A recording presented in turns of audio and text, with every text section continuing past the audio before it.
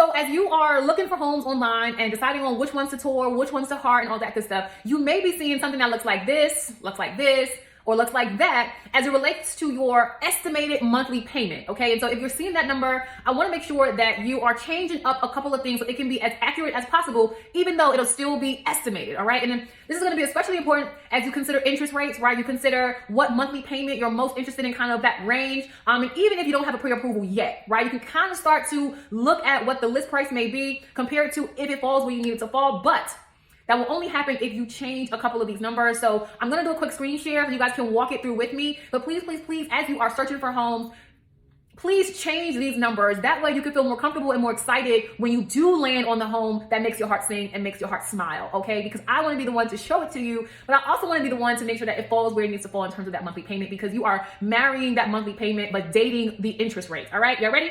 Let's do it. So this is actually a home that one of my clients is interested in, and I want to walk us through what you may see, but also what you want to do. So right below where you see active, it might say estimated payment, $2,000, $3,000, whatever it is. But I want you to scroll down. You're going to keep scrolling, keep scrolling, keep scrolling, and you want to get to the place where it says, here comes monthly cost. This part is very, very important.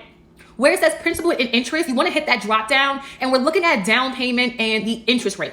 Now, in order to get that payment they mentioned above, that means that you have to put down $74,000. But what if you're not putting down that much, right? So it's going to be crucial for us to change that number. Let's say you change that to 5%.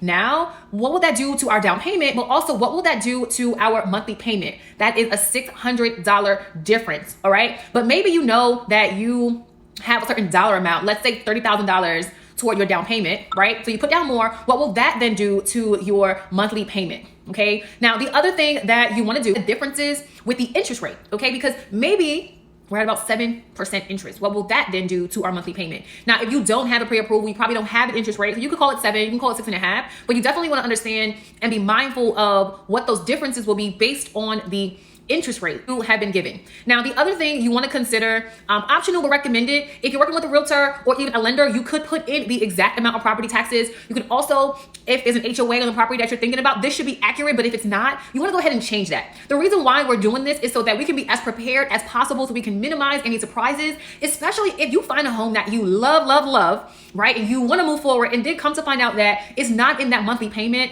We want to do our best up front to make sure that we can find the home that we love at a price point that makes sense. So that, remember, we're marrying the monthly payment and dating the interest rate, okay, y'all?